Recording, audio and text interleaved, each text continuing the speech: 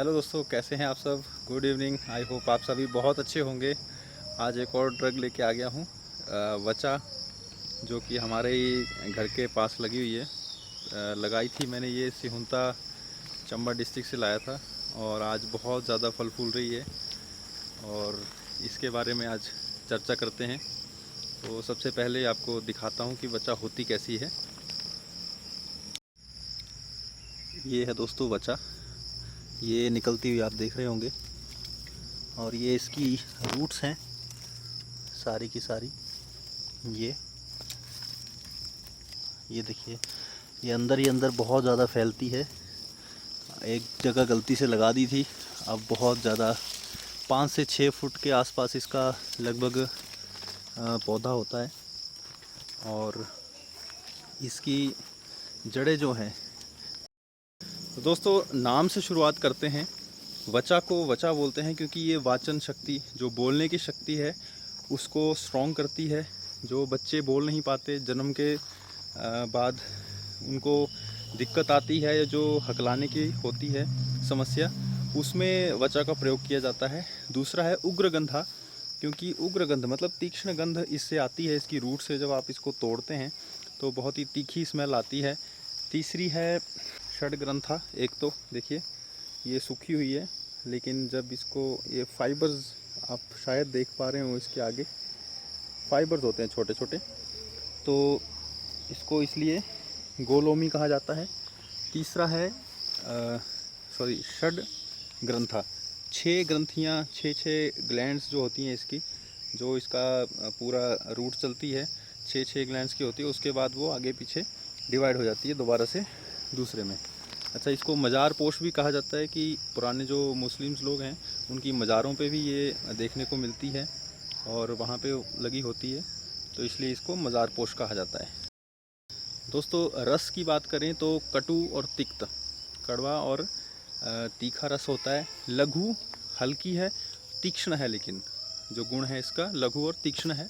साथ में इसका जो विपाक है वो भी कटु है और जो वीर्य है वो उष्ण है, मतलब हॉट पोटेंसी की होती है ये।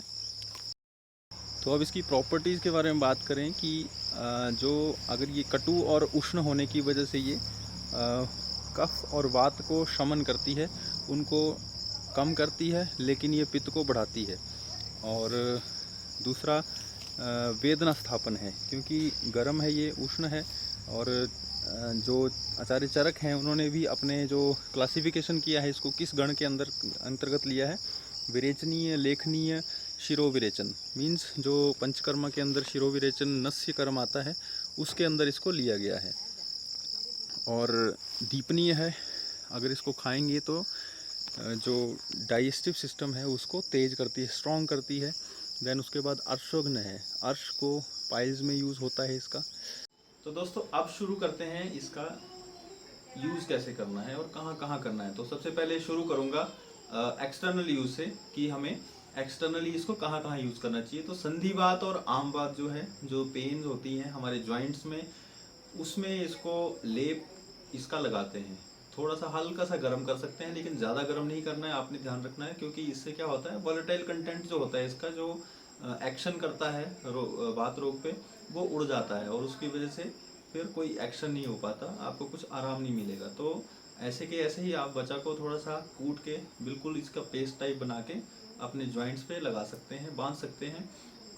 दूसरा सेकेंडली है कान का, जो कर्णशूल है, कानों का दर्द है, कई बार वात की वजह से होता है। और कर्णनाद, जो कानों में कई बार साउंड्स की प्रोड्यूस होती है, अपने आप ही अंदर ही बहुत इरिटेटिंग फील होता है, उसमें इसकी 1 से 2 बूंदे स्वरस की, रूट का रूट की ही स्वरस निकालना है, मतलब उसको रूट को क्रश करके आपको उसका जूस निकालना है हल्का सा, 1-2 बूंद उसको हल्की सी वो भी गर्म करके गुनगुना करके कान में डाल सकते हैं।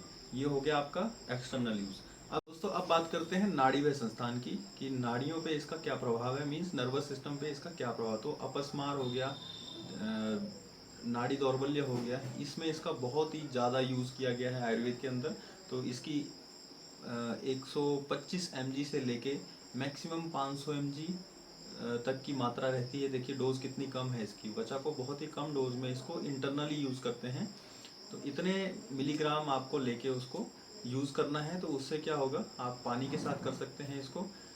वो जो होता है इतनी क्वांटिटी में आपको यूज़फुल रहेगी, आपके जो नाड़ी दौर्बल्य है उसको दूर करेगी, अपस्मार है उसमें भी यूज़फुल है। बात करते हैं दोस्तों पाचन संस्थान की, तो मतलब डाइजेस्टिव सिस्टम जो है हमारा, तो इतनी ही क्वांटिटी में जितना मैंने बताया, इससे ज़्यादा क्वांटिटी यूज़ नहीं करनी है आपको। डिपेंड करता है, ये क्वांटिटी भी डिपेंड करती है रोगी का बल कितना है, उसको डाइजेस्टिव सिस्टम कैसा है उसका, उसका आकार कैसा है शरीर का, कितना वजन है उसका, उन सब बातों पे डिपेंड करता है। तो 125 मिलीग्राम से लेके 500 मिलीग्राम तक की डोज उसके बीच में होनी चाहिए पर डे के हिसाब से। इसको भी डिवाइड करना है अलग अलग 3 टाइम में या 2 टाइम में।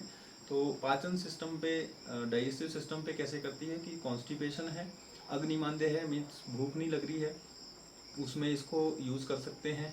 विबंध है, कॉन्स्टिपेशन है, उसमें भी इसका यूज़ कर सकते हैं इतनी ही क्वांटिटी में।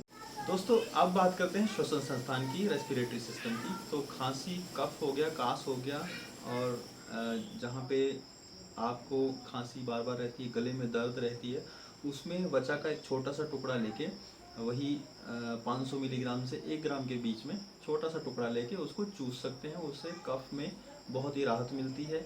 अब श्वास की बात करते हैं, तो श्वास में क्या है, देखिए जैसे मैंने पहले डोज बताई थी 125 मिलीग्राम से 500 मिलीग्राम की, लेकिन अभी हमने जो वमन करवाना है पेशेंट को, उससे बहुत ही आराम मिलता है। ये पंचकर्मा का एक पार्ट है। तो इसमें क्या होता है कि 1 से 2 ग्राम वचा का चूर्ण लेंगे, साथ में 5 से 10 ग्राम हमें नमक लेना है, सेंधा लवण लेना है, उनको दोनों को मिक्स करा के पेशेंट को खिला देना है। और उसके बाद क्या करते हैं, हम उसको 400 से 500 ml तक पानी पिलाते हैं। उससे क्या होता है, वमन हो जाता है, क्योंकि ज़्यादा क्वांटिटी में वामक होती है ये। तो वमन होने से क्या है, कफ वगैरह सारा निकल आता है बाहर पेशेंट का, और उससे बहुत ही उसको श्वसन रोग में आराम मिलता है। दोस्तों अब बात करते हैं मूत्रवय संस्थान की, यूरिनरी सिस्टम की। तो इसमें जो उष्ण और तीक्ष्ण होने से ये मूत्र विरेचनीय है, मीन यूरिन को ज़्यादा फ्रिक्वेंसी में बाहर निकालती है। तो इसलिए ये अश्मरी में भी यूज़ होती है, मीन्स स्टोन जो आपकी किडनी स्टोन है उसमें भी होती है यूज़, और मूत्रदाह जो आपको जलन होती है पेशाब में, वहाँ भी आपको ये यूज़फुल। सात्मीकरण की बात करें दोस्तों, तो जब बच्चे जन्म लेने के बाद बोलते नहीं हैं, उनको बोलने में दिक्कत आती है, तो उस टाइम भी वचा का यूज़ हम करते हैं। जैसे स्वर्णप्राशन वगैरह है, उसमें भी बनाते टाइम वचा को घिस के इसमें बहुत ही माइन्यूट क्वांटिटी में इसको ऐड कर सकते हैं मिलीग्राम में, जैसे कि 10-20 मिलीग्राम के आसपास जब हम घिसते हैं। और इसके साथ साथ ये टेम्परेचर को बढ़ाती है, बॉडी के टेम्परेचर को बढ़ाती है। तो जो दांत निकलने के टाइम बच्चों के जो टेम्परेचर वगैरह, फीवर वगैरह आता है, उसमें भी बहुत यूज़फुल है। और साथ में नॉर्मल जो हमें बुखार वगैरह आता है, उसमें भी इसको यूज़ कर सकते हैं। तो क्वांटिटी इंटरनल वही रहेगी। लेप भी कर सकते हैं इसका, माथे पे आप लेप कर सकते हैं वचा का। हार्मफुल इफेक्ट भी होते हैं। लोग सोचते हैं कि आयुर्वेद की चीज़ें कभी नुकसान नहीं करती, लेकिन कई बार जानकारी का अभाव होने के कारण बहुत सारी चीज़ें ऐसी हैं जो हानिकारक होती हैं। तो दोस्तों अहितकर प्रभाव, इसका जो साइड इफ़ेक्ट्स हैं अगर हो जाएं, तो उसमें सौंफ और नींबू का शरबत यूज़ करना चाहिए, जिससे कि आपके जो साइड इफ़ेक्ट्स हुए हैं इसको लेने के कारण वो कम हो जाते हैं। और विशेषकर साइड इफ़ेक्ट्स किस पे होते हैं, वो पित्तज प्रकृति वाले व्यक्तियों पे हो सकते हैं, या सपोज कीजिए किसी को ज़्यादा आपने दे दिया क्वांटिटी में, तो भी वमन हो सकता है इससे, उससे घबराने की ज़रूरत नहीं है। लेकिन अगर जिसकी प्रकृति पित्तज होगी, उस पर वो और ज़्यादा उसमें उष्णता पैदा कर सकता है, गर्मी पैदा कर सकता है, अंदर गर्मी लग सकती है, और लूज मोशन भी लगा सकता है। तो उस केस में आपको सौंफ और नींबू का, सौंफ का पाउडर नींबू पानी में डाल के इसको दे सकते हैं, तो उससे इसका शमन हो जाएगा। तो क्वांटिटी कितनी बताई मैंने लास्ट में, क्वांटिटी है इसकी 125 मिलीग्राम से 500 मिलीग्राम इंटरनली यूज़ के लिए। और अगर वमन कराना है तो ओनली 1 ग्राम से 2 ग्राम तक का यूज़ करना है सेंधव लवण के साथ, और फिर वॉमिटिंग करवानी है पानी डाल के। तो ये था दोस्तों आज का सेकंड जो ड्रग थी हमारी, वचा, जिसको एक्वोरस कैलामस बोलते हैं, और स्वीट फ्लैग इंग्लिश में बोलते हैं, और उग्रगंधा, तीक्ष्ण गंधा, षडग्रंथी और गोलोमी जैसे इसके नाम हैं। तो थैंक यू देखने के लिए। अगर आपको ये वीडियो अच्छे लग रहे हैं तो काइंडली कमेंट कीजिए, लाइक कीजिए, शेयर कीजिए, और चैनल पे नए हैं तो सब्सक्राइब कीजिए। Thank you so much. आपका दिन शुभ हो।